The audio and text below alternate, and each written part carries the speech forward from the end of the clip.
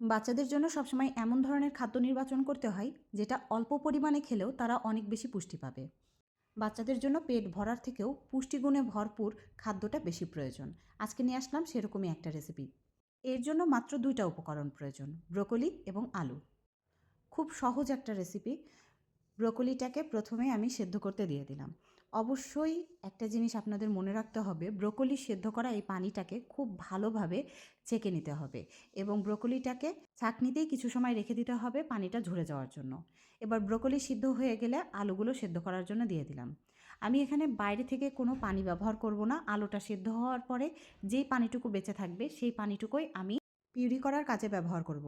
এবার ব্রোকলিটাকে ম্যাশ বাটিতে নিয়ে প্রথমে ব্রোকলিটাকে খুব সুন্দরভাবে ম্যাশ করে নিয়ে তার মধ্যে আলুটা দিয়ে আলুটাকেও ব্রোকলির সাথে খুব ভালোভাবে ম্যাশ করে নিতে হবে। ব্যাস রেডি হয়ে গেল ব্রোকলির পিউরি। বাচ্চাদের জন্য ব্রোকলি খুবই উপকারী একটি খাদ্য, কারণ ব্রোকলিতে প্রচুর পরিমাণে vitamin A, vitamin K, vitamin C থাকে।